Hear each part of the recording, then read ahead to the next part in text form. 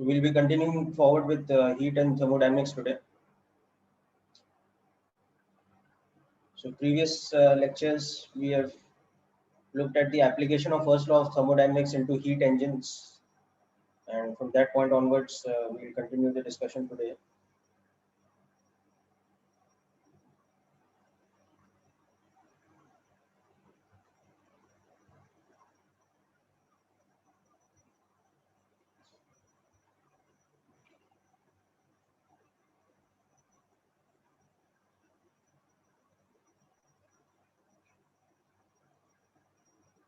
We had looked at two key things: polytropic process and cyclic process. So important applications of first law of thermodynamics.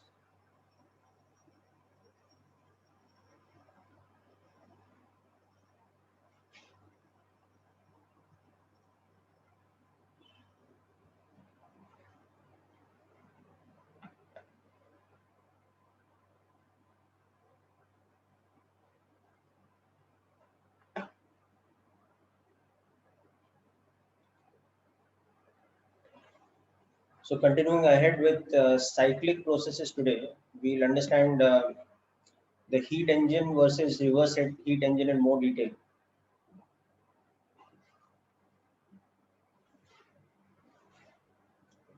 So we had seen that the type of process where Q net in the cycle or W net in the cycle is a positive quantity. That type of cyclic process is called a heat engine cycle, wherein the net heat supplied to the gas during one cycle is positive, and the net work done by the gas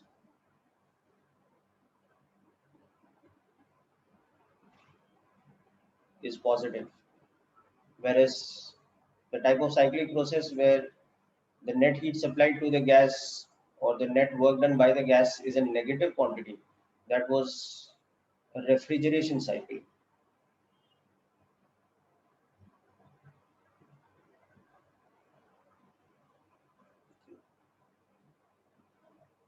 Yes, that's correct, Piyush. Okay. So on the PV graph, if we have a clockwise cycle, then it looks, I mean, if we have a heat engine cycle, then in the PV graph, it should look like a clockwise cycle. Okay. Whereas the refrigeration cycle on the standard PV graph, where the y-axis is P and x-axis is volume, that will look like an anti-clockwise cyclic process.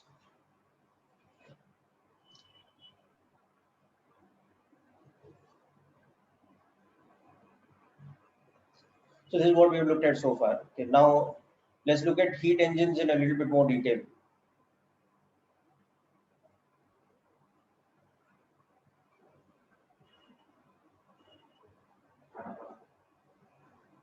So heat engines are basically machines or engines which are designed to convert heat energy from some particular type of process, like it can be a combustion process or it can be some kind of chemical reaction. So it converts the heat evolved from such a process into useful mechanical work. So such a device or such an engine is called a heat engine. You can say such a contraption is called a heat engine. Okay, so steam engines were some of the earliest heat engines. Then, of course, you have the internal combustion engine. Okay.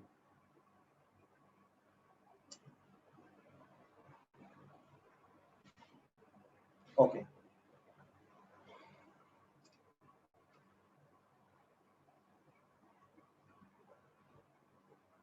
So the function of a heat engine is to convert heat energy, which is coming from some kind of a process or some kind of a reaction, into useful mechanical work. So conversion of heat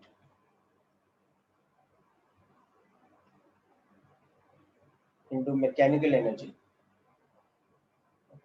Good example of it is an internal combustion engine.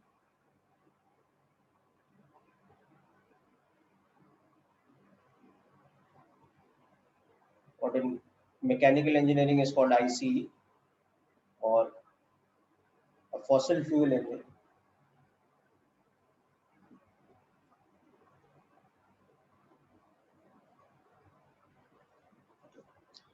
So it converts the heat liberated from a combustion process, converts heat generated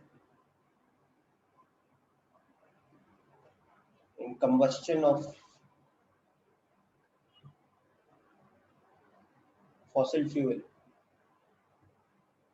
into mechanical work, ultimately in the form of kinetic energy.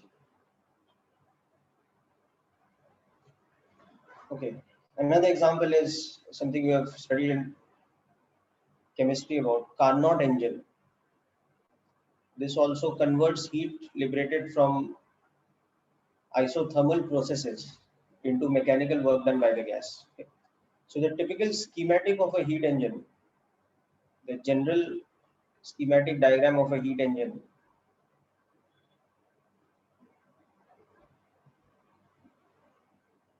is something like this. The whole process consists of, you can say, three parts: a heat source which generates heat, okay, a cycle or a cyclic process which continuously keeps running. Okay, so this conversion happens through a continuous cyclic process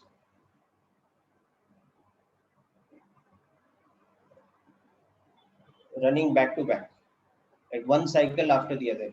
It's continuously running. That's how it has this conversion process happening continuously without a break. Okay. And the third part of the schematic of the engine is a heat sink.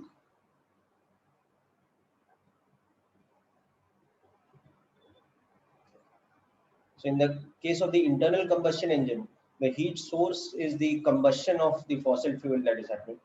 Okay. The cycle is the process where the combustion causes a piston inside the cylinder in which the combustion happens. It causes the piston to go back, and then as the hot gases come out to the exhaust fumes, there is a vacuumization which is created, which causes the piston to come back. So alternately, with the combustion part of the cycle, the piston is pushed forward, and then as the hot gases go out um, of the exhaust pipe, the piston comes back. So that is the cyclic process, the forward and backward movement of the piston because of the alternate expansion and compression of the uh, you know the vapor, the fuel vapor which is happening inside the combustion chamber. So that is a cyclic process, and the heat sink through which heat is getting dissipated out is nothing but the exhaust pipe through which the hot gases, once the combustion process is over, they are liberated. Okay. Yeah, I'll show, but we need to discuss this first. So every cycle, or in one completion of the cycle, a certain amount of heat is supplied by the heat source, but a certain fraction of that heat also gets dissipated at the heat sink. And this dissipation of heat at the heat sink is a byproduct, you can say. It is not something that we are looking to do in the heat engine, but it is as a result of the process that some amount of heat gets wasted into the heat sink or gets dissipated and cannot be converted into work. Whereas the remaining part of the heat supplied is converted into mechanical work. So per cycle, okay, the cyclic process, okay, absorbs Q1 amount of heat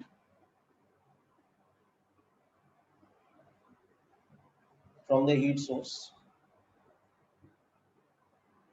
okay, dissipates Q2. Obviously, the amount of heat dissipated is less than the amount of heat absorbed per cycle into the heat sink. Okay, and does net work equal to W. So therefore, for the cyclic process, the net heat supplied to the gas in one cycle becomes Q1 minus Q2, and the net work done per cycle becomes plus W, and therefore Q1 minus Q2 is equal to W. Okay, so we will discuss this specifically in the case of the Carnot engine also, but you can also understand this in the case of, for example, something more practical like the cycle of the internal combustion engine I was telling you about, where one cycle consists of the process of vaporized fuel, petroleum fuel being injected into the cylinder, then the spark plug's job, which is to ignite that fuel, that vaporized fuel, at the right point of time when it is injected into the cylinder, it creates ignition. So that creates a combustion part of the cycle. The combustion part of the cycle results in expansion of the hot gases, the combusting gases inside the cylinder, and that expansion causes the pressure from that expansion causes the piston inside the cylinder to move forward. Okay, then the hot gases are sent through the exhaust pipe. Okay, so they are cleared from the chamber through the exhaust pipe, which creates a partial vacuumization. So the piston comes back to where it had started from, and in that process, one cycle is completed. And then the next cycle immediately starts, where again fuel is injected, the spark plug ignites the fuel, again the piston is pushed forward, again the burning gases come out through the exhaust pipe, and the piston is pulled back through the vacuumization back to the original state. So this kind of cycle keeps running back to back. So during the cycle, the process that is happening,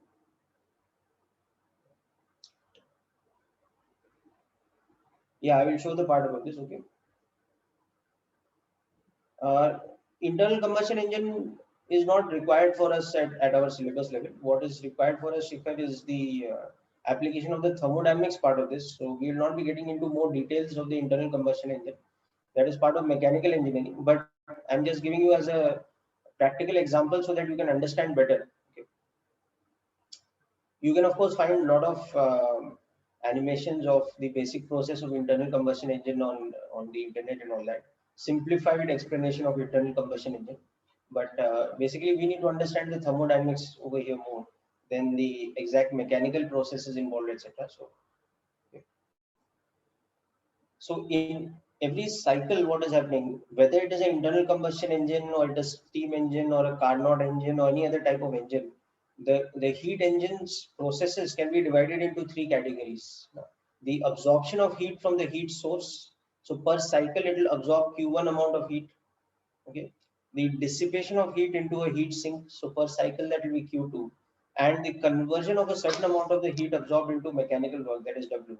And so by the statement of first law of thermodynamics, that in a cyclic process, Q cycle is equal to W cycle, you can understand that we get this relation that Q1 minus Q2 is equal to W.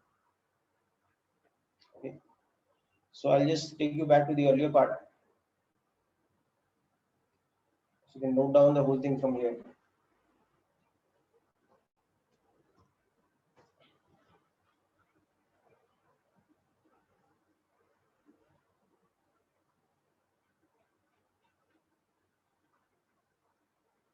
Just a minute.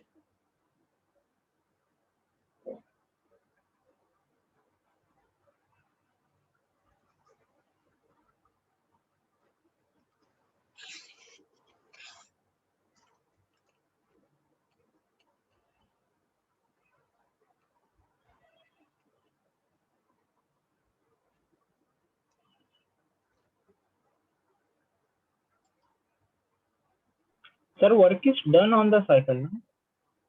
So work is done by the gas beta. Heat engine converts heat into work, no? So work done by the gas is positive. Yeah. Okay. So for example, in the internal combustion engine, because of the combustion of the fuel and the expansion that takes place, a piston is pushed forward. So the expanding gas inside the cylinder pushes a piston forward. That means it's doing positive work.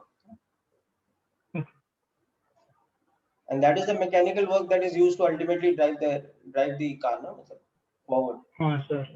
The back and forth motion of the piston is converted into rotational motion using a system of gear wheels, and that is what is transmitted to the wheels through the gearbox. Okay, sir. Right.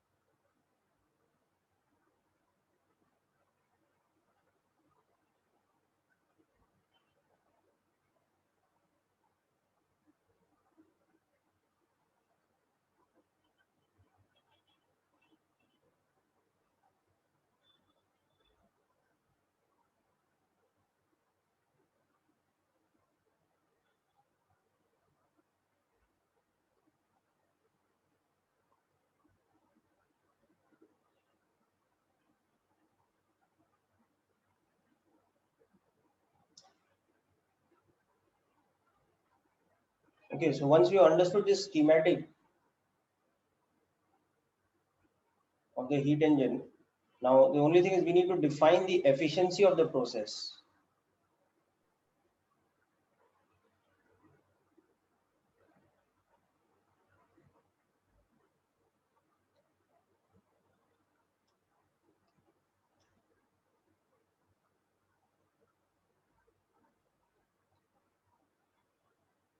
Yeah, so Shikhar, you finished writing this down, right?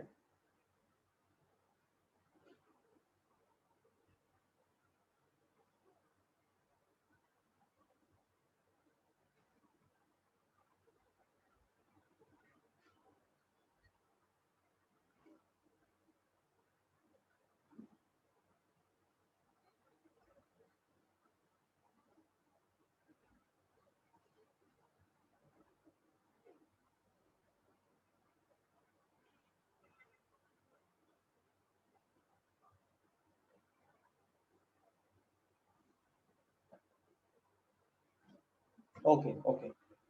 Yeah, so next thing is we define the efficiency of the heat engine.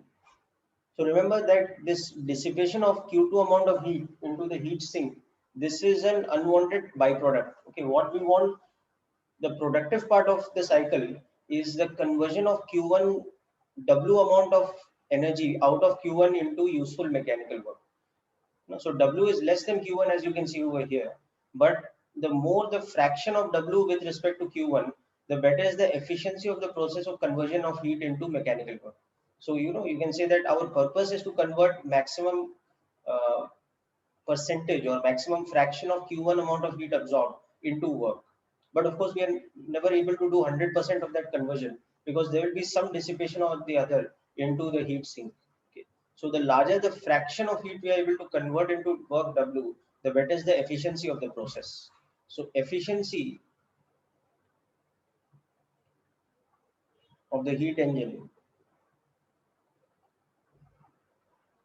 is defined, it's first of all denoted by this symbol eta, and it is defined as the fraction of heat supplied converted into mechanical work. So it's W by Q1. So you can also see that it becomes Q1 minus Q2 by Q1 or 1 minus Q2 by Q1. So the greater the percentage of heat supplied from the source converted into work, the lesser will be the heat dissipation, okay, and the better will be the efficiency. Okay, sir. You can say output work to input heat, the amount of heat input. Yeah.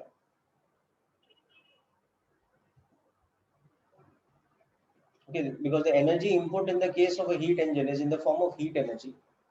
So, for example, if the same thing we're talking about an electrical motor, then the input energy would be electrical energy and the output energy would be mechanical work. But here we are talking about a heat engine, so the input energy is in the form of heat absorbed from the heat source.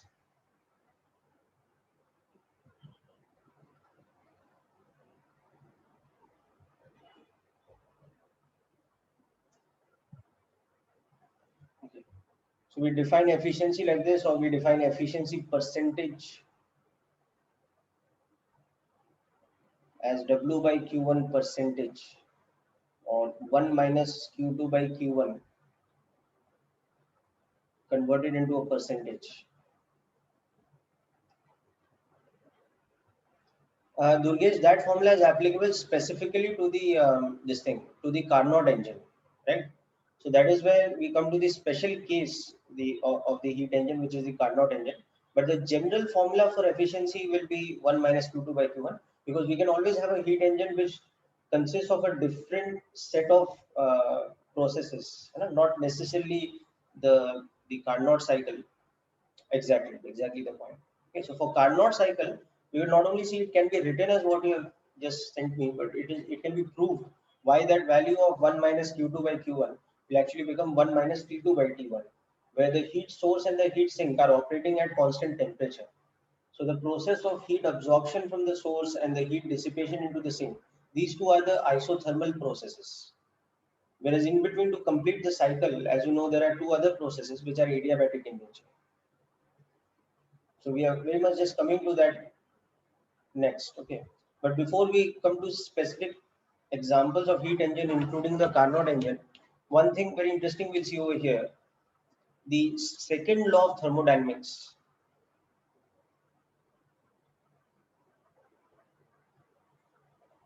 Okay, now this law is written in various different forms, but in context of heat engine form rather than entropy form, it states that it is not possible for a heat engine to have 100% efficiency. Okay, or in simple terms, W will have to be less than Q1 because Q2 will have to be non-zero. It is not possible to complete a cyclic process without dissipating some amount of heat out of the heat which is absorbed from the heat source. Yeah, so the more general form of the second law of thermodynamics, which is applicable to every process in the universe, not just heat engines, is that the entropy of the universe is all the time increasing. It's not possible to have a process through which entropy of the universe would be decreasing.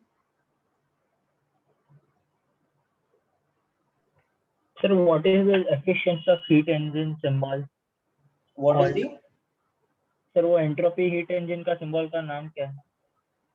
नहीं, sorry, come again, I didn't understand. Sorry, efficiency of heat engine. Efficiency of the heat engine. That symbol is called eta, beta. Eta? That you were asking, na? The name of the symbol, na? This symbol with an extra long this thing, it looks like an N. This is called eta. Okay, it's a Greek symbol eta. This only you asking, no? Sir. Okay.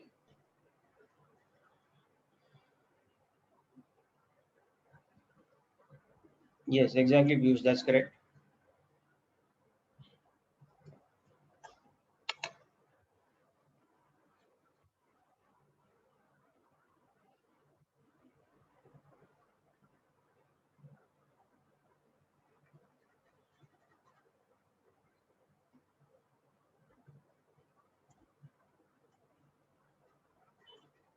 Okay, so there is a, you can say, more broad and general definition of second law of thermodynamics, which is in terms of entropy, which we'll discuss a little bit about at a later stage. Okay, currently we are discussing about heat engines.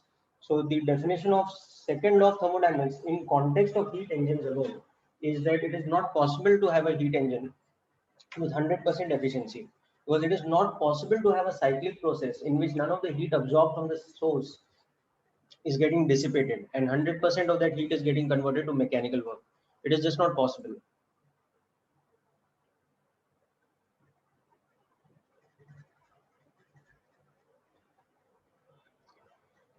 Okay, so that is the meaning of this.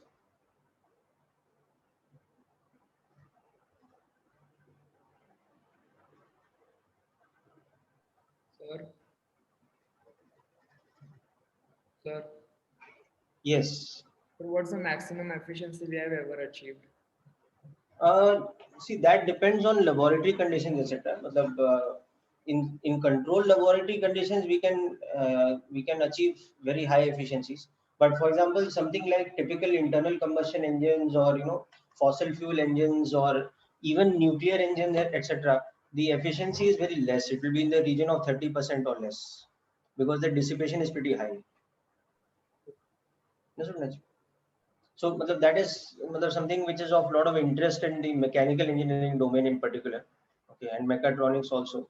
But generally, heat engines are understood to be very low in efficiency in the process of conversion of heat into mechanical work. Okay, and of course, in practical real life, yeah, beta? You can assume 60 to 70% efficiency we have ever achieved. Yeah, 60 to 70% does become feasible in certain cases. Because last time when I read about efficiency, it was, I think, 67%.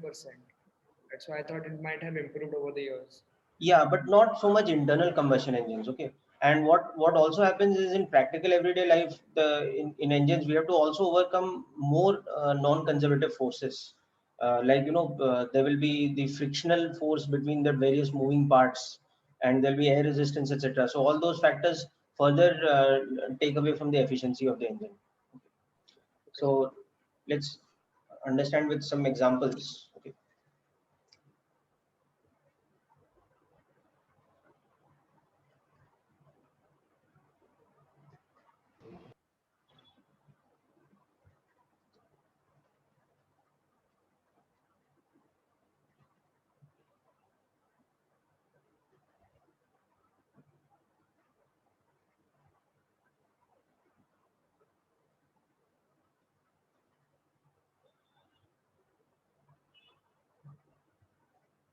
Okay. Now, the first and most specific example about heat engines we'll study is the Carnot cycle. Okay. And as you probably know, the Carnot cycle is a heat engine cycle consisting of two isotherms and two adiabats.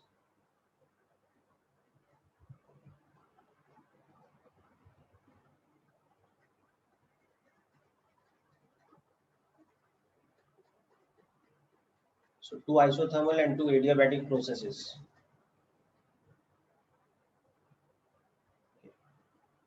So the PV graph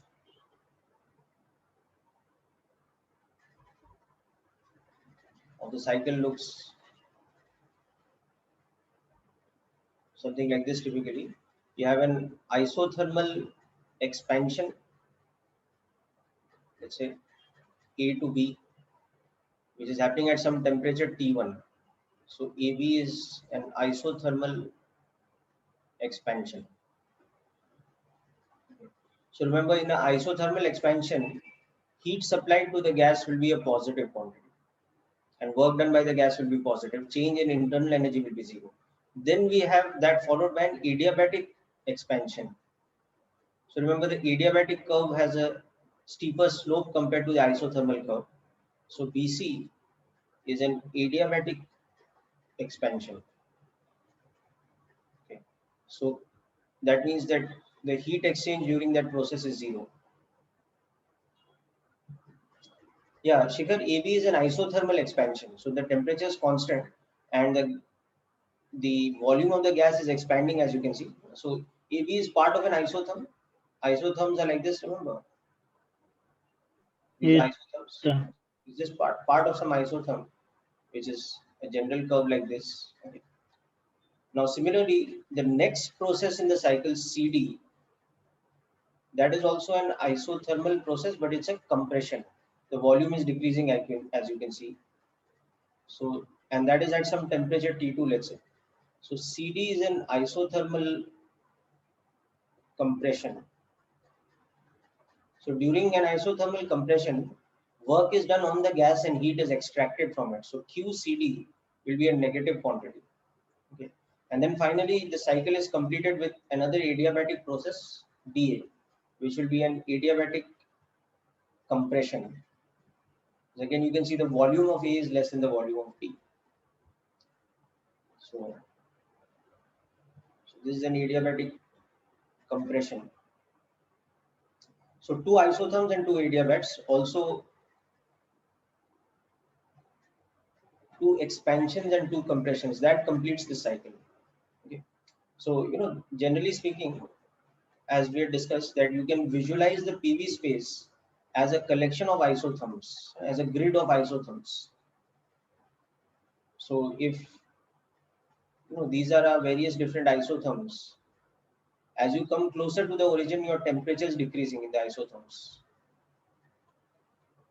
These are our various isotherms. Okay. So let's say this isotherm is at temperature T1 and this isotherm is at temperature T2. So you can see that T1 is greater than T2. Okay. So let's say we start from some point on this isotherm, that is our point A. We go down isothermally expanding, but then we cut across to the next isotherm through an adiabatic process. So BC is our adiabatic process. So during AB, what is happening? P is inversely proportional to B. But during BC, what is happening? P is inversely proportional to V to the power gamma. Then again, we are coming back to some point here which connects to the point A through another adiabatic. So that point is D. So again, CD is the isothermal process, so P is inversely proportional to V. But DA is adiabatic, so P is inversely proportional to V to the power gamma. So it's a very specific type of process between two operating temperatures T1 and T2, where you can see that T1 is greater than T2, such that the in-between processes between the isotherms are adiabatic. So there's no heat exchange. So when we think in terms of heat exchange, this is how the heat exchange is happening. During the process AB, Q is positive. So you can see that heat is coming into the gas or into the cyclic process. Whereas during BC, there is no heat exchange. Okay. Then during CD, there is a negative heat exchange. That means heat is being absorbed from the gas, or heat is going out from the gas into the heat sink. So that is our Q2. Because again, during the final process DA, there is no heat exchange. So for Q for the cycle will of course be Q1 minus Q2. So that is nothing but QAB plus QCD, because the in between two processes have zero exchange. But Q1 itself is the positive amount of heat absorbed by the gas during the process AB.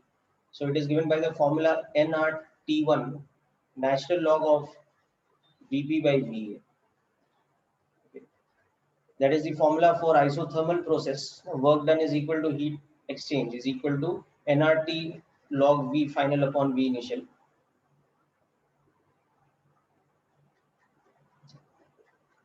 No, we just learned it in the sense that see Q2 कैसे हम define करते हैं. Q2 is the amount of heat dissipated. Now we are saying heat is dissipated from the gas. You can see that logically, no, only in the process CD, because AB में heat absorption हो रहा है by the gas. BC and DA में there is no heat exchange. So the only time the gas is losing heat or dissipating heat is during the isothermal compression, which is the process CD. So that's how we logically understand that Q2 should be nothing but the magnitude of QCD. QCD itself will be a negative quantity. Okay, and it is equal to nRT2 natural log of V2 by So now this will become its mod. It will be nRT2 ln Vd by Vc's mod. So now we'll see when we do the calculus of that calculation of that modulus, this term inside will get inverted. So let's understand this with simple example. Okay, ln of 2 by 3, for example, is what kind of quantity? It is negative, because ln x is less than 1, less than 0 when x is less than 1. plus This is negative when x is less than 1. Whereas, for example, ln of 3 by 2 is a positive quantity, because ln x is positive when x is greater than 1. And of course, we know ln x is 0 when x is equal to 1. And ln x is not defined for negative quantities. It's only defined for non-negative quantities. Yes, correct. Between 0 and 1. Okay. So now, if I'm calculating modulus of ln 2 by 3, okay, because it's a negative quantity, it will be minus of ln 2 by 3. So that is nothing but ln 2 by 3 to the power minus 1. So it is ln 3 by 2. Okay. So that's why now when we do this calculation here, this will become nRT2, okay, nRT2 into mod of ln Vd by Vc. Okay. But here we can see that Vd is less than Vc. So that's why this will become nRT2 ln Vc by Vd. So this will be ultimately our value of Q2. Sir तो minus का sign नहीं आएगा? नहीं, minus का sign की वजह से ये फ्लिप हो गया ना, Vc by Vd हो गया. Understood my point? Like if I calculate, for example, log 3 by 2, that is log 3 minus log 2. It's a positive quantity. Log 3 is about 0.4771. log 2 is 0.3010. You can see it's positive. Okay, but if I calculate log 2 by 3, you can see it becomes negative. But if I calculate mod of log 2 by 3, that becomes mod of log 2 minus log 3. So that becomes mod of 0.3010 minus 0.4771. So that's the same thing as 0.4771 minus this. So it's log of 3 by 2. Okay. So that's why we have this basically, that if we say that if we're calculating mod of log A by B, where A is less than B, it actually becomes minus of log A by B, which is the same thing as log B by B. Okay. So that's the same step that we've got over. That's how the algebra of logarithmic quantities go. Multiplying with a minus sign is the same thing as inverting or flipping the term inside the log.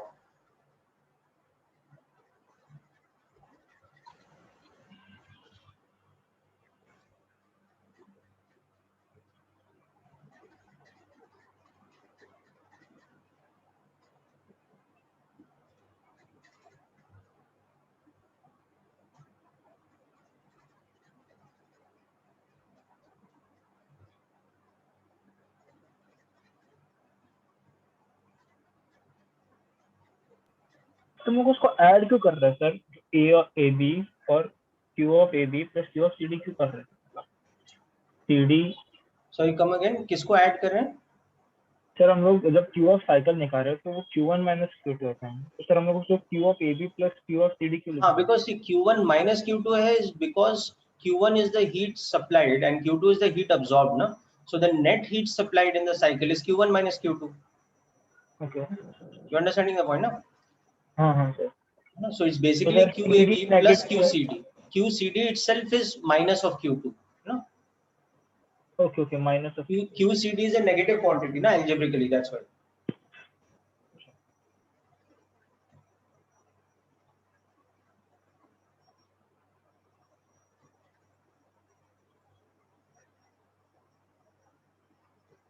Yeah, I'll show the entire part. Just give me a moment.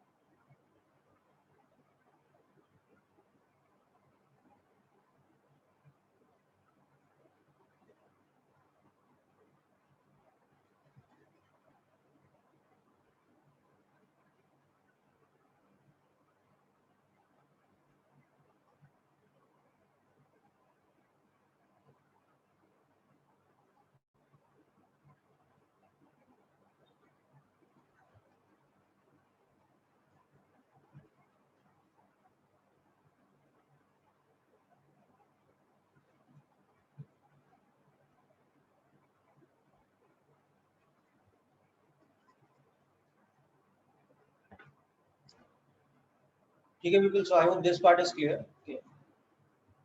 Now I'm just removing out this part because it's just about understanding logarithms. Okay.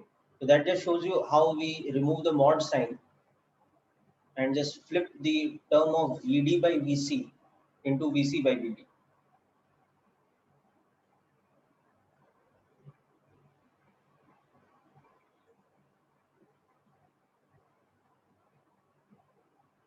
Okay.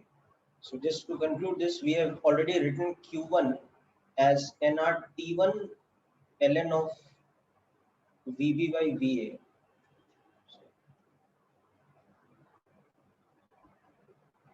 Okay. And now we have understood that Q2 is nRT2 ln of VC by VD. Okay. Now, next thing we can show is that actually Q2 by Q1, which is, if you write it that way, it is T2 by T1 into this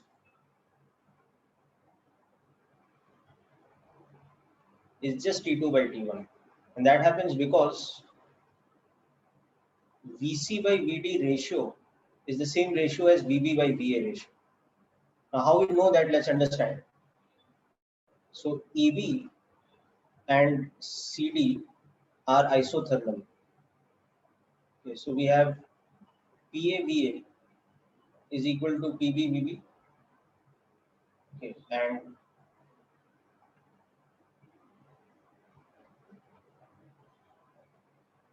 PDVD is equal to PCVC. Okay, so you can see that VA by VB is PB by PA,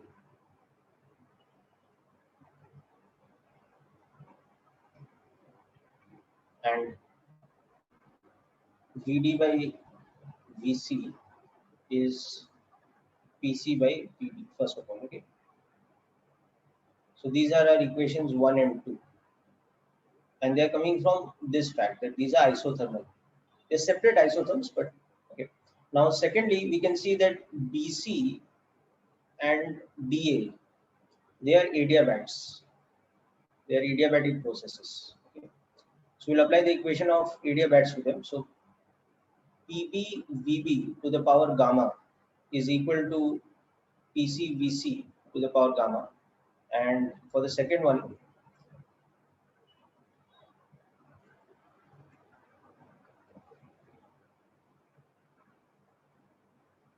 PAVA to the power gamma is equal to PD VD to the power gamma. And obviously gamma is same because it's the same sample of gas undergoing these two processes. So what we do now is we divide these two equations. So we have PB by PA into VB by VA to the power gamma is equal to PC by PD into VC by VD to the power gamma. Okay, and then we insert this second equation here and this first equation here. So these terms become VA by VB into VB by VA to the power gamma is equal to similarly VD by VC into VC by VD to the power gamma. And that simply tells us this thing that we're looking for, that VB by VA to the power gamma minus 1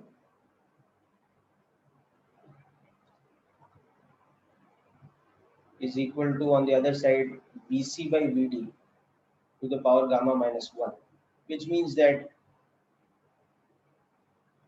VB by VA, that ratio is the same thing as the ratio of VC and VD because they are interconnected by two isotherms and two adiabats. So this is the case. Okay. So therefore, we can see that the efficiency of the heat engine, which is 1 minus Q2 by Q1, is equal to 1 minus T2 by T1. Okay. So efficiency of a Carnot cycle is 1 minus T2 by T1. So now in the context of Carnot cycle, it's very easy to understand the second law of thermodynamics for heat engines, that it's not possible to have efficiency of 100%. Why? Because it's not possible to have T2 equal to 0 Kelvin. We cannot run a adiabatic an isothermal compression at 0 Kelvin because The state of 0 Kelvin is only theoretical. In practical physics, it does not exist. It's not possible. So no matter how small the value of T2 we can go up to with experimental difficulty and all that, but we can never achieve T2 equal to 0. So it's not possible to achieve 100% efficiency. And then there is another theorem which says that any heat engine operating between temperatures T2 and T1 will always have an efficiency less than a Carnot engine, because the Carnot engine is the theoretical engine which has maximum possible efficiency, because there is no dissipation of heat happening other than the two processes where the heat source and heat sink are operating. And it's also like an ideal engine where the heat source and heat sink are operating at uniform temperatures without any other type of non-conservative forces and all that. So it's like an ideal case of a heat engine operating between two temperatures T2 and T1. Okay, so if the most ideal possible engine, which is the Carnot engine, which has maximum possible efficiency, even that cannot have 100% efficiency, then obviously an ordinary everyday practical engine will not have an efficiency of 100%.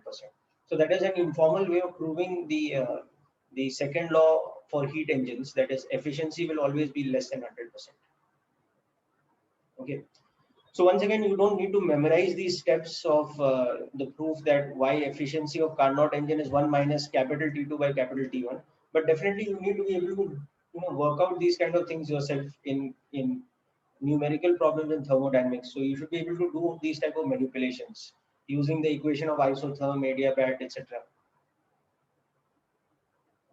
So you can just treat this as a further application of first law of thermodynamics, application to cyclic processes. So how, if this was just a given numerical problem, we would have manipulated the equations and we would have got this result 1 minus T2 by T1 is the efficiency, something like that only. Okay, so just go through this carefully once and let me know if there are any doubts. Then we'll do some numerical problems based on this. With that, we will complete the heat engines and application of first law part today. So that next lecture onwards, we can start with the third section of heat and thermodynamics, which is heat transfer.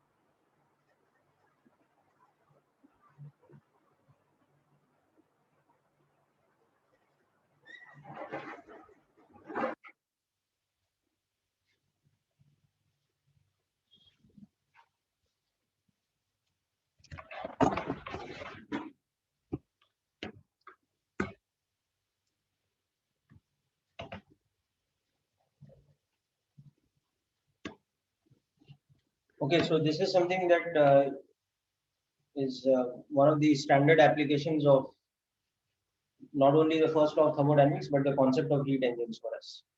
Okay, that is Carnot engine.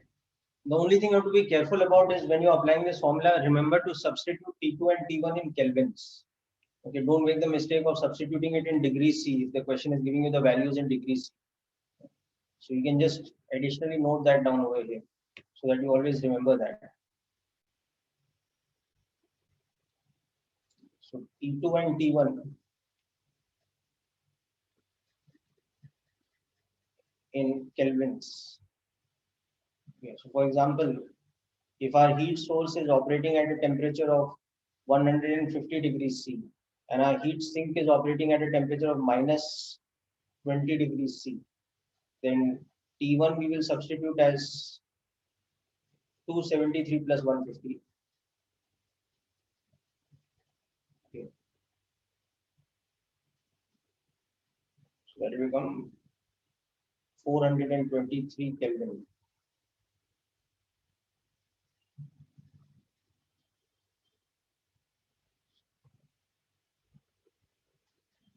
Efficiency will be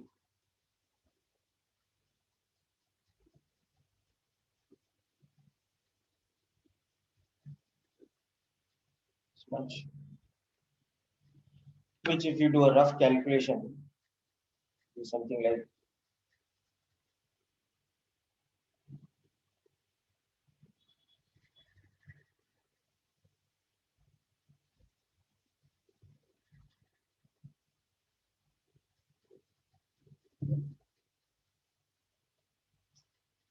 so just about 40%.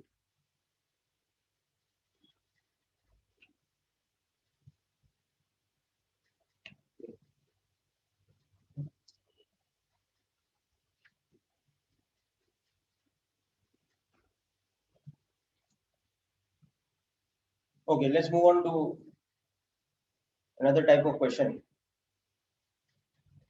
Now you can always get a different type of heat engine other than Carnot cycle, and you can be asked to calculate the efficiency of such a heat engine. So let's say we have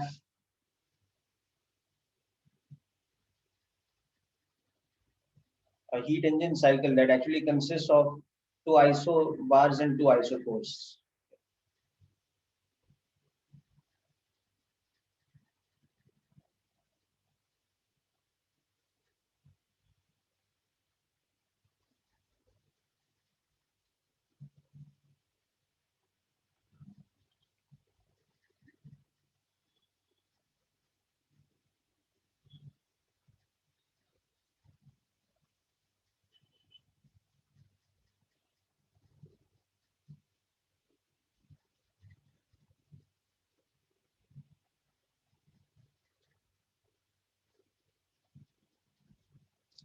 Right. So given that a monoatomic gas undergoes the cycle ABCD. Okay.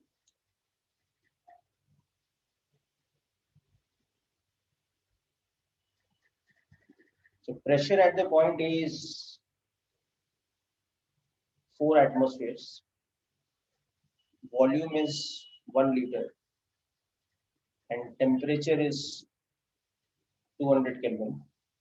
Okay. Volume at B is equal to 3 liters and pressure at C is equal to 2 atmospheres. So you want to find the efficiency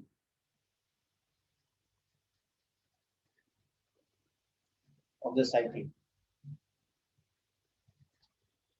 Okay, It's a heat engine cycle, as you can see. So we want to find the efficiency of this heat engine cycle.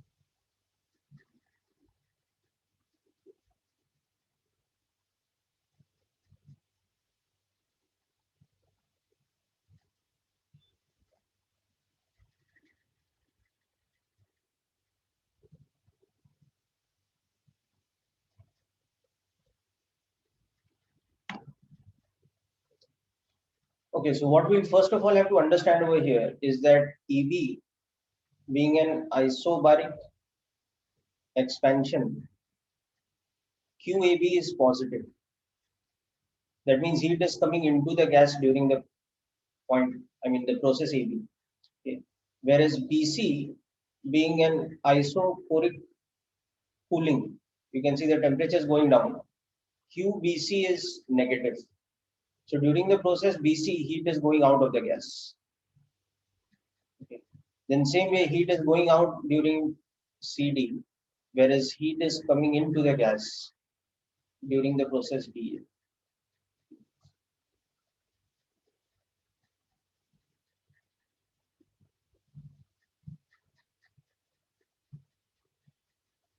Whereas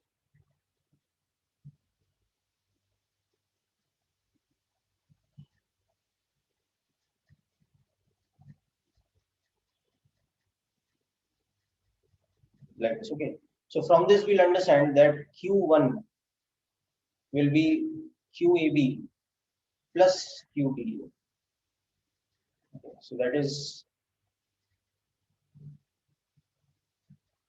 NCP plus NCV.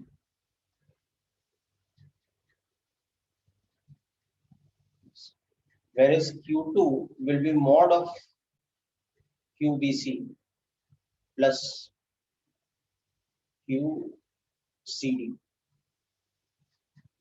So it will be mod of NCV plus NCP.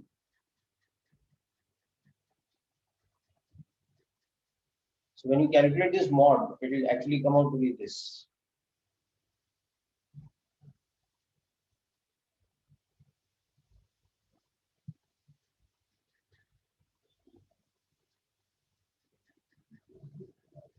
Okay.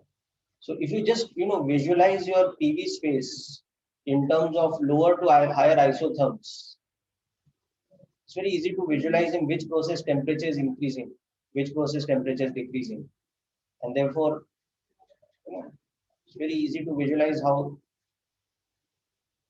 delta T is positive or negative for a given process, and then it's very easy to visualize these things. Okay, so now you can see here that this pressure is given to us as 4 atmospheres. This pressure at C is given to us as 2 atmospheres. This volume is given to us as 1 liter, and this volume is given to us as 3 liters. So therefore, whatever the temperature at A, the temperature at B should become 3 times temperature at A. Because volume is tripling, so the temperature will also triple. Okay. And then the pressure is becoming half, so the temperature should also become half. So this is 300 Kelvin. Okay. And here the temperature should become 1/3.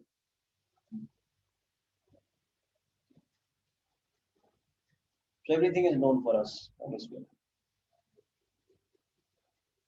We can also understand that Okay, so just use this now to calculate. So the whole idea is we should have to do minimum effort to do the calculation of efficiency.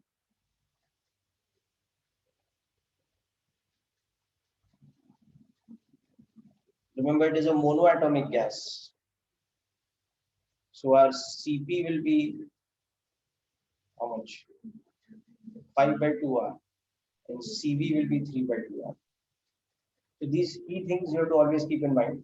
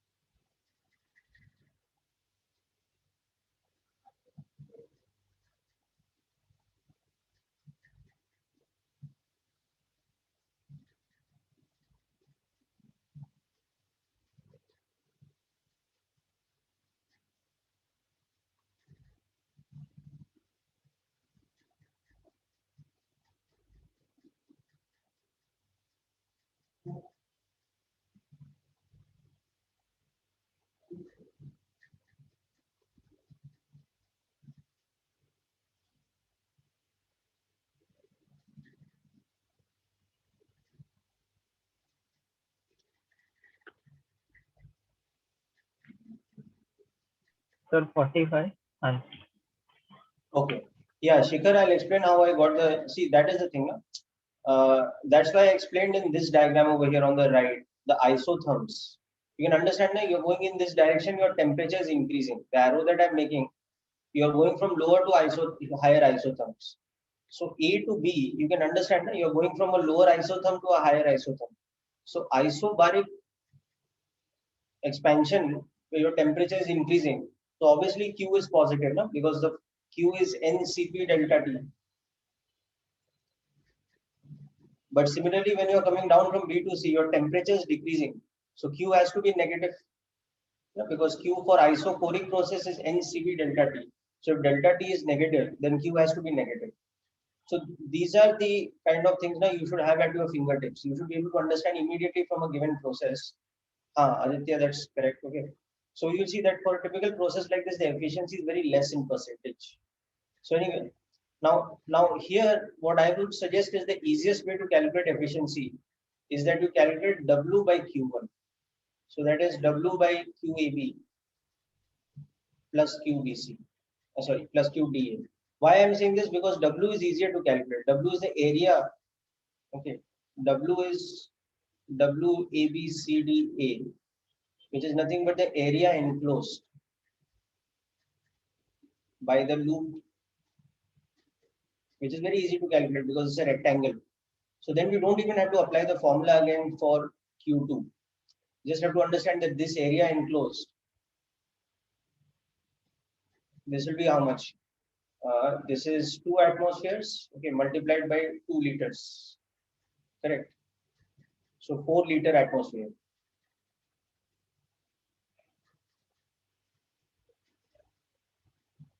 Okay, we'll just use this, okay. And then QAB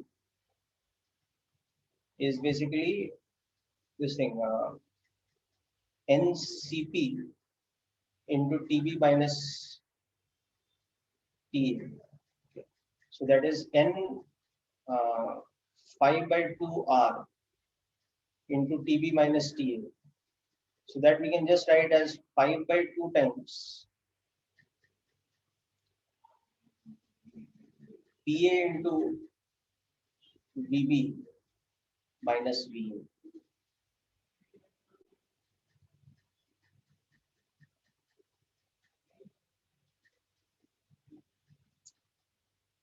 Yes, that's correct, Devesh. We cannot use the 1 minus T2 by T1. In any case, what will we take as T2 and T1? Na? Because here the heat coming in or the heat going out is not happening isothermally. Even while QAB is coming in or QD is coming in, the temperature is continuously changing from point to point. In fact, none of the processes in the cycle are isothermal. So that formula becomes insignificant for us. Na? Okay. Now let's do this. So this pressure is 4 atmospheres and the volume is changing from 1 to 3. So this will become 5 by 2 into 4 atmospheres into the volume change, which is 2 liters. Okay. So as you can see, this is 20-liter atmosphere. Okay. And similarly, QDA was NCV into temperature at A minus temperature at T. So that is N3 by 2R into TD minus, sorry, TA minus TD. Okay.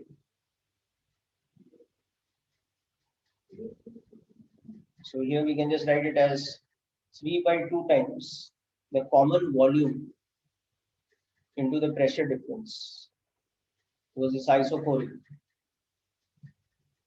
Okay. So that common volume you'll remember was 1 liter and the pressure was 4 atmospheres here and 2 atmospheres here. So this is 3-liter atmosphere. Okay.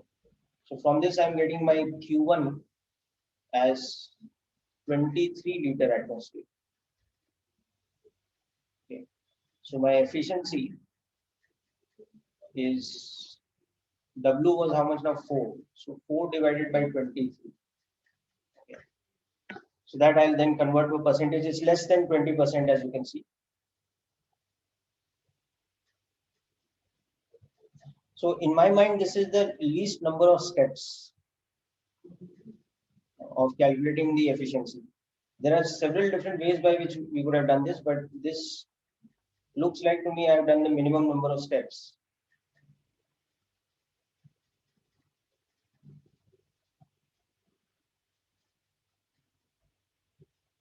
Of 17.4% efficiency. Yes, that's correct. Okay. So this is the important thing in this chapter. Okay, not only that you are able to do the questions, but you practice the questions a lot and you practice with all these methods in mind so that you are able to do the questions fast and accurately.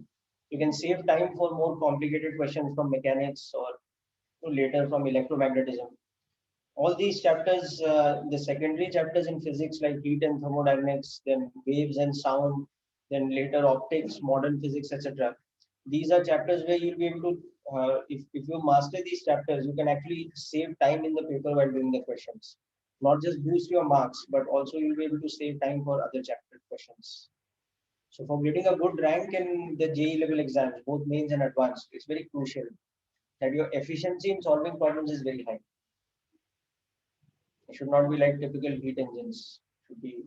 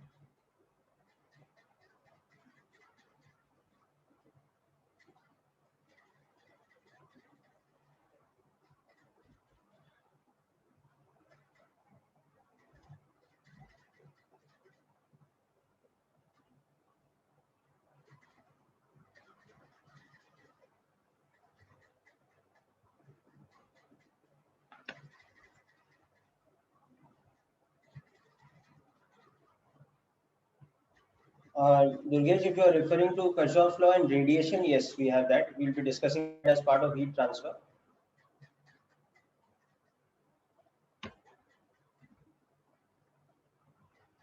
It is the relationship of emissive power with respect to temperature of a surface while it is radiating heat. So that's an important part of this chapter, yes. Okay. Right. So this question is done now. Next, we will see questions which are slightly trickier level as a template for your JEE advanced type of questions. Yes, in heat transfer, that's correct. Okay. So next example,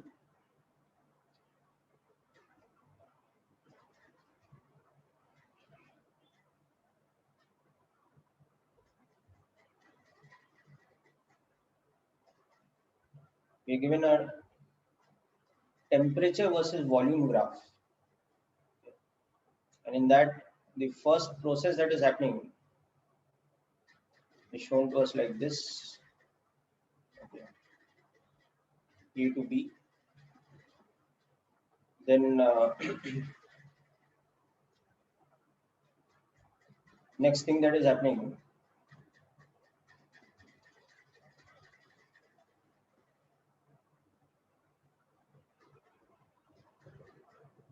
just a second.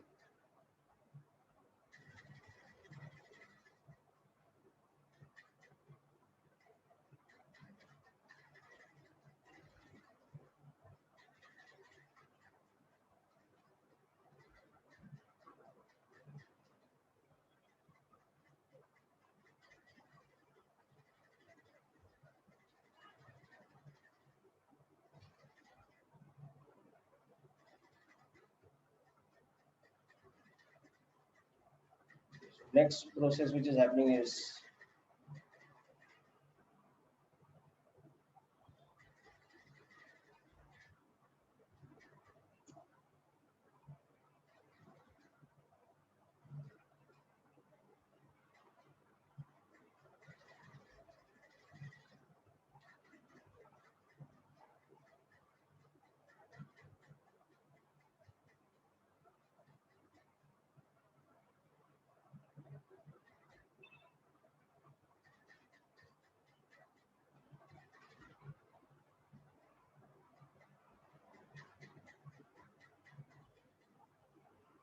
Right. So next is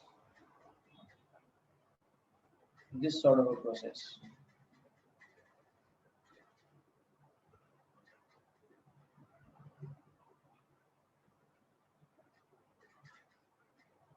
Which is like this, and the final third process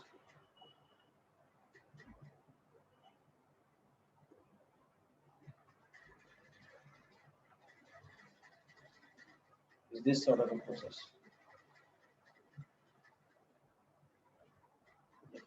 So during the process AB, T is proportional to 1 by V. Then during the process BC, you can see temperature is proportional to volume, straight line.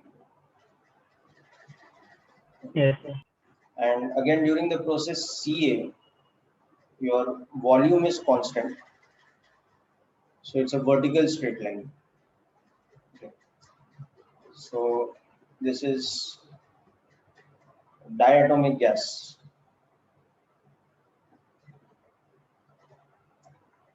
Undergoing this process.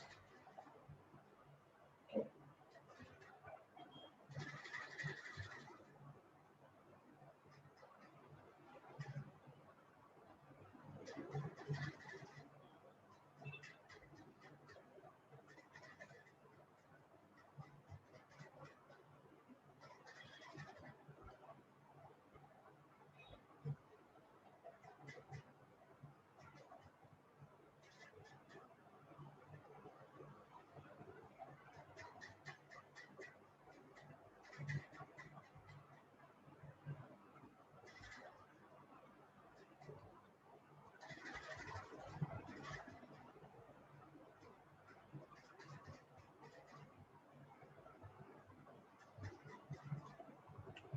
So this is first thing, we have to calculate all these things.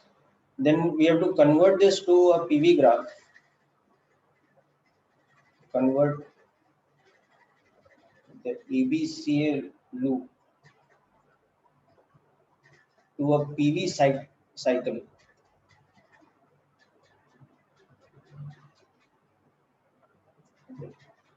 And identify as a heat engine or a refrigeration cycle.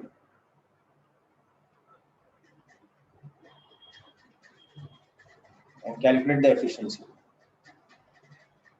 I'll tell you how to calculate efficiency of refrigeration cycle also later, but right now start with this.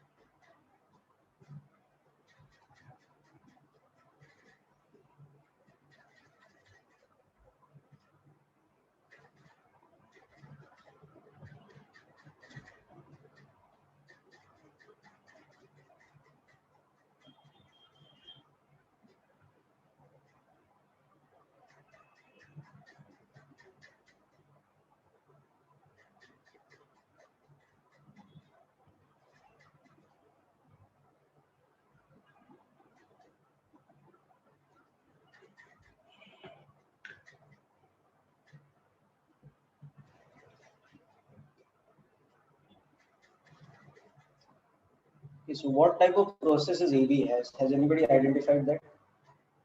I mean, you can see it's an expansion, but what So is isobar-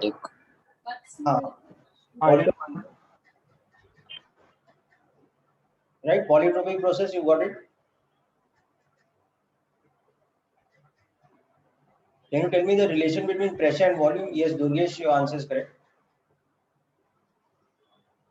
Relationship between pressure and volume for AB.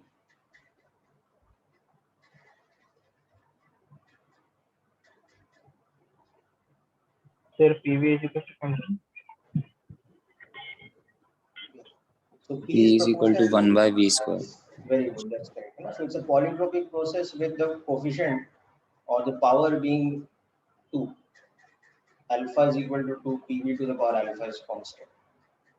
Okay.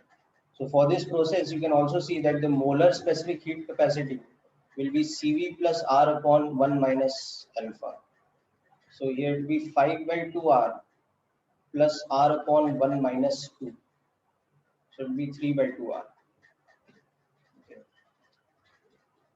So QAB will be equal to NC delta T, for example, you can see that.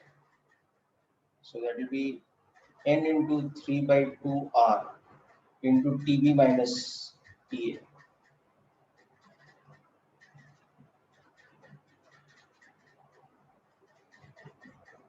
So it will be a process where heat is negative. Because definitely, you can see that so first of all, let's also figure these things out. Temperature is becoming half. So volume will become double. Okay. So AB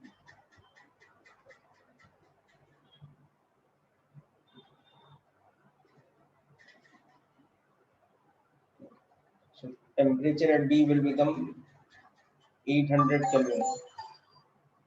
Sorry, temperature will become 200 Kelvin.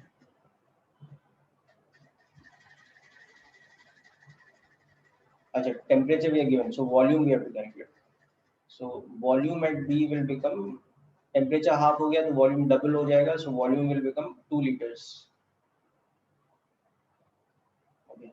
And therefore pressure will become 1/4, so 1 atmosphere.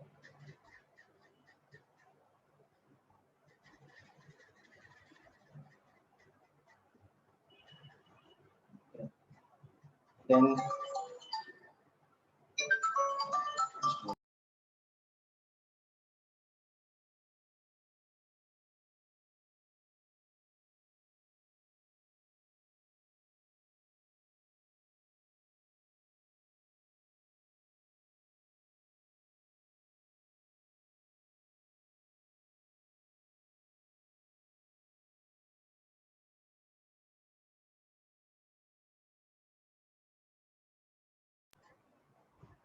yeah, so now B to C, you can see what is happening. Now C is at the same volume as A. So temperature at C, volume at C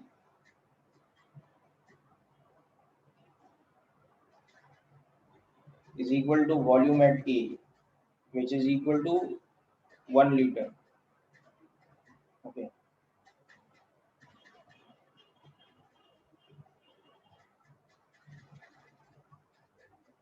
Okay, so B to C, we can see the volume is decreasing from 2 to 1.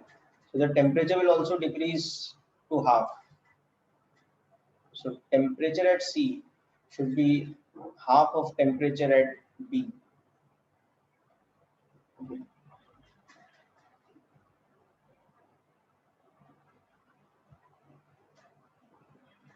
So it should be 100 Kelvin.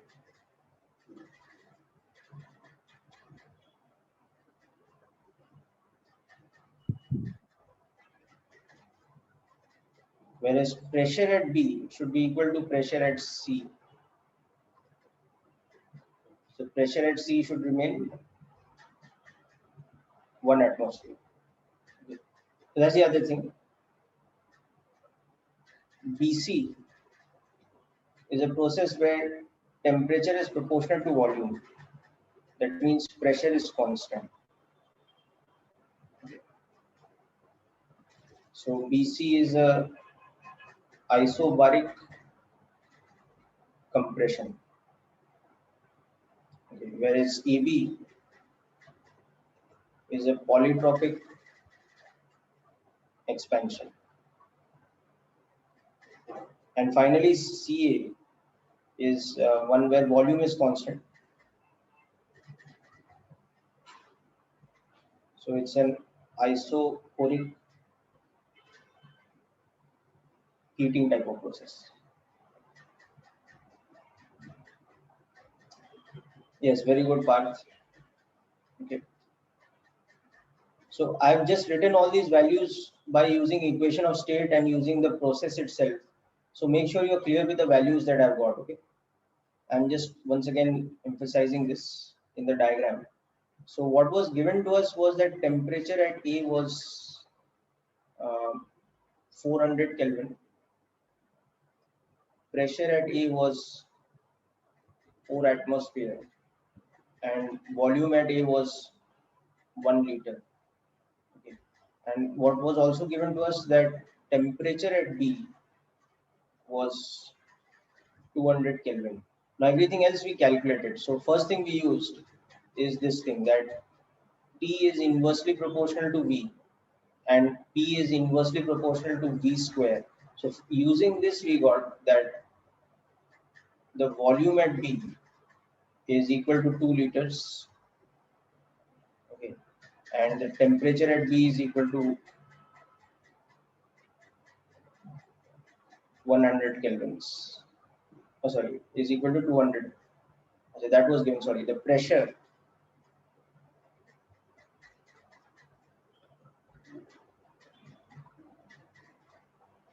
yeah, so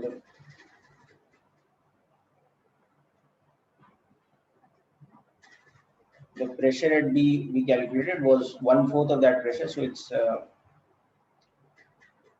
1 atmosphere. Okay. Then this is a process where what is happening? Volume is constant. Okay. And temperature is proportional to pressure, therefore. So from that we are getting that volume at C is equal to 1 liter. Okay.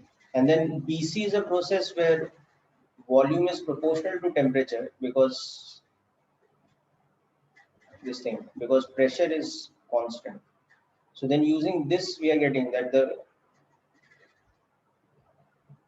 pressure at C, so if the volume is half, the pressure should also half. Oh, sorry, the temperature should also half. Pressure is constant. So pressure at C will be the same as pressure at B, which is 1 atmosphere. But the volume at C is become half, so the temperature at C will also become half. Compared to what? Compared to B. Okay. So that will become 100 Kelvin. So from that we have the information about all the states, all the unknowns.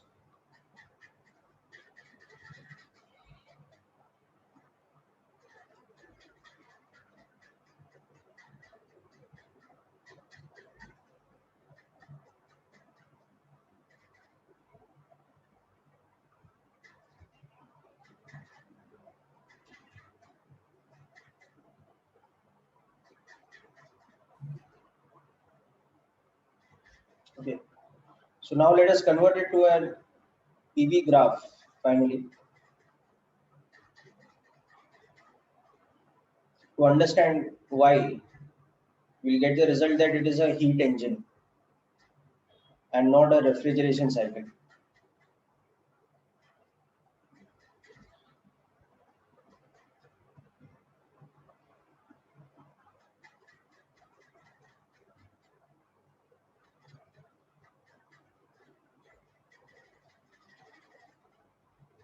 So the process AB was a polytropic process with the volume very rapidly decreasing because P was inversely proportional to V square. It was, let's say, something like this.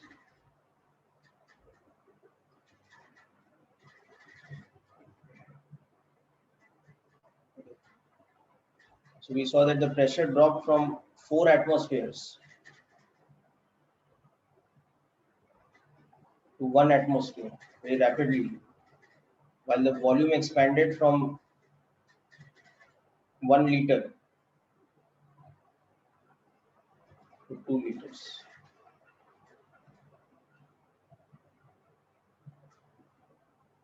The temperature dropped from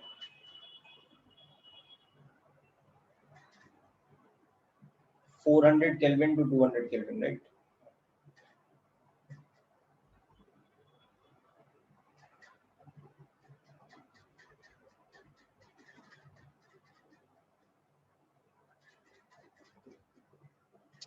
And the next thing was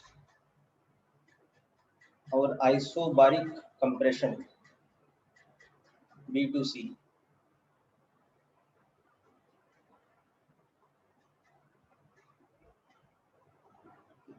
Where the temperature at C became 100 Kelvin. And then the final process was our isophoric heating. So we can see that it's a heat engine cycle. Okay. And this, the only unknown thing for us was the process AB. So we saw AB is one where PV square is constant. So the molar specific heat capacity came out to be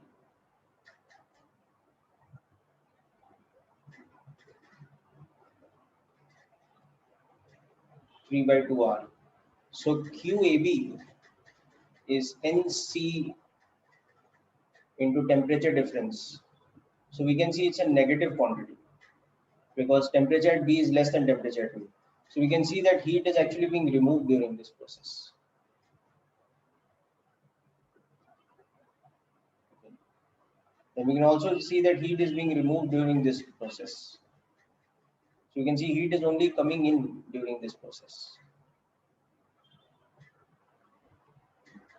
Okay. So QAB is N3 by 2R into TB minus TA. So you can write that as 3 by 2 into PBVB minus PAV, which as expected will be a negative quantity. So PBVB will be 2 liter atmosphere, PAVA was 4 liters atmospheres. So this will be minus 3 liter atmosphere. That is our QAV. Okay. Then QBC will be NCP delta T. So N into 7 by 2R, it's a diatomic gas, into temperature at C minus temperature at B. So that is 7 by 2 into PC into VC minus VB, isobaric process. So pressure of 1 atmosphere and this volume change is minus 1 liter. So this is minus 3.5 liter atmosphere. This is our QBC. Okay. And finally our QCA is NCV delta T. So N5 by 2R. This, so that is 5 by 2 into this common pressure, this common volume into the pressure difference.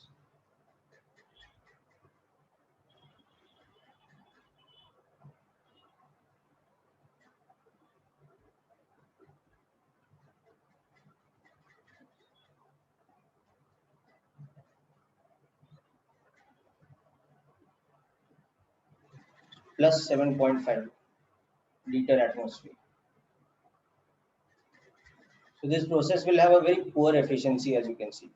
But first of all, we have justified what I've shown in the diagram, that AB and BC are processes where Q is negative, and CA is the only process out of the three where Q is positive. So our Q1 will be equal to QCA, whereas Q2 will be mod of QAB plus QBC.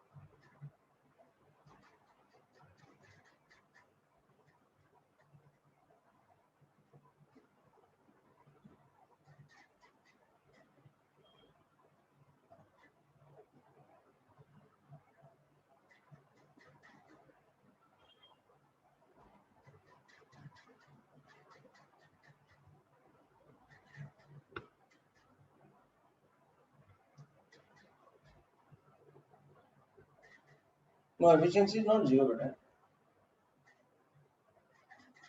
you can see this is, so Q1 is QCA, okay, which is 7.5 liter atmosphere. Q2 is magnitude of QAB plus QBC, and that's not 7.5, no? That is 3 plus 3.5, 6.5. So efficiency will not be zero, but it will be a very small amount. It will be 0.5 by 7.5.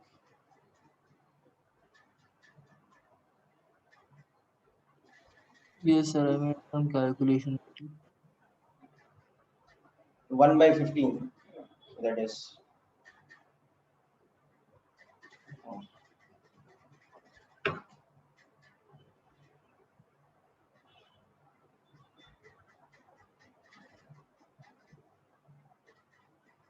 about 6.67%.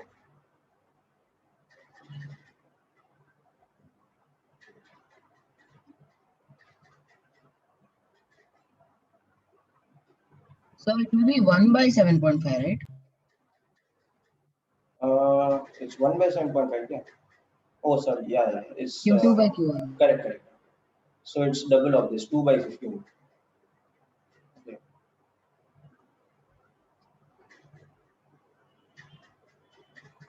So that makes it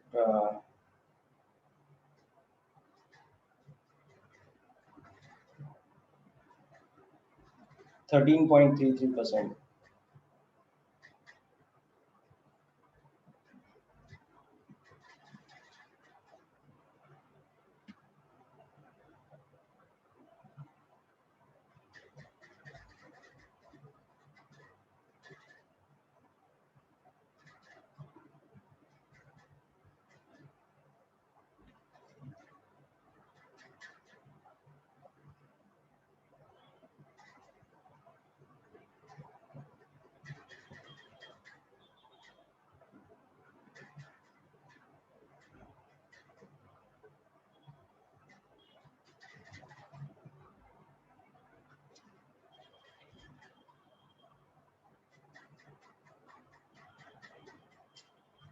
Okay, now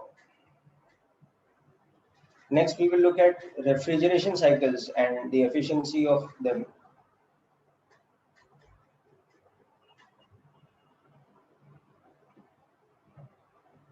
Or reverse heat engine cycles.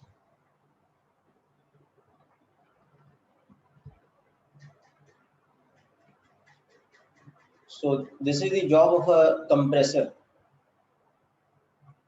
Whether the compressor is dealing with a refrigerator or freezer or an air conditioner or whatever.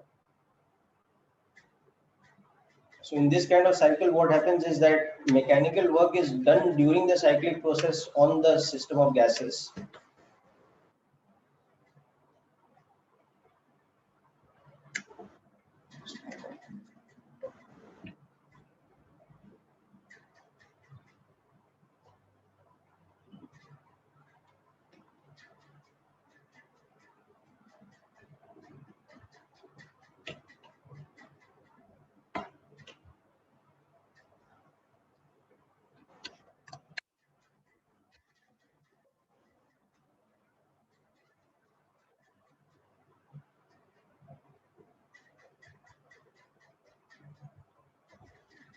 Just a moment, people.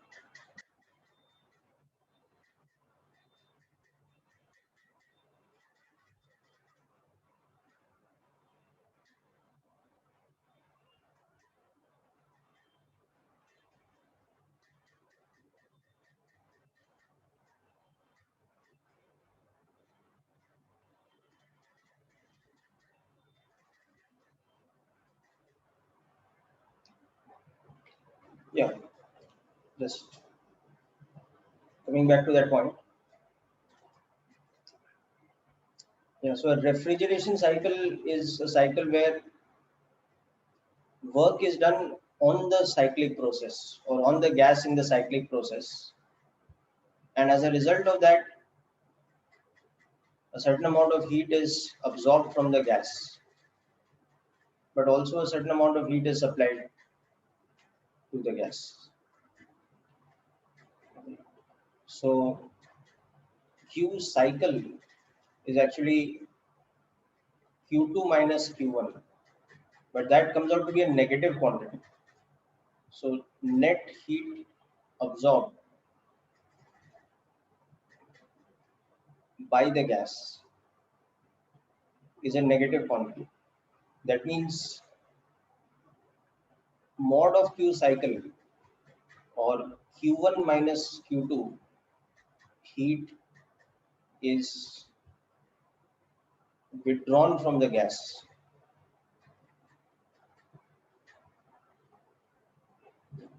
during the cycle, and work done by the gas is negative. So this is the work done by the gas, and it is a negative quantity. So that means mod of work done, that is W, is equal to the work done on the gas.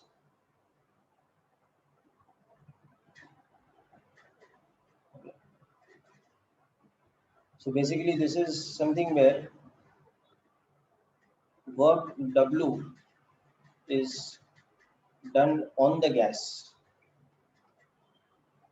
to extract heat Q1 from it.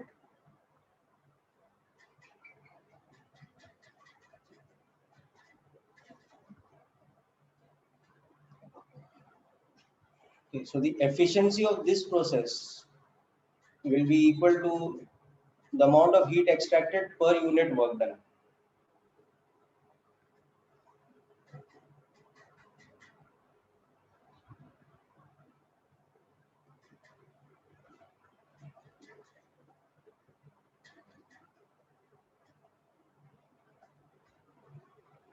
So this process has an efficiency of this much.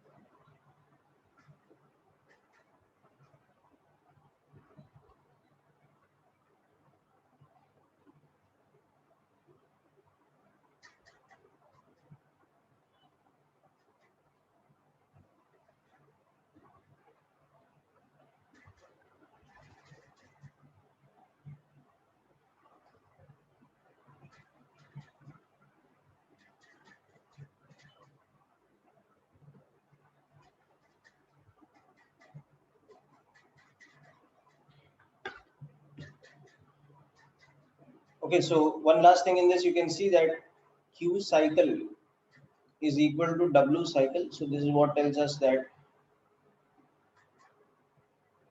Q1 minus, or rather minus Q1 plus Q2 in this case is equal to minus W. So we still have that same relation that we had earlier. And that's how we are getting this formula for efficiency. Okay. And this is like the inverse of the formula of efficiency for heat engine, because this is a heat engine running in inverse or in reverse cycle. So efficiency will be greater than 1 or greater than 100% for any reverse heat engine cycle.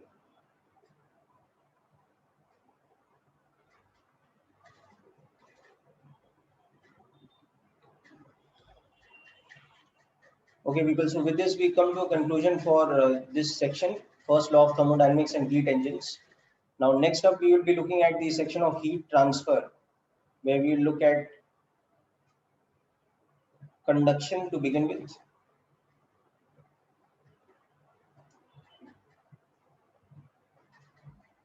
Then eventually we'll look at radiation and convection, the three modes of heat transfer. So this also has a lot of weightage in your portion of heat and thermodynamics. So we'll hopefully be starting with this in the next lecture, but we'll start with some more example problems and JEE advanced type of questions based on heat engines as well as application of first law like we did today. So that's it for today's session, people. Wish you all the best. Thank you, sir. Bye, sir. Okay, Thank bye. you, sir. Bye, sir.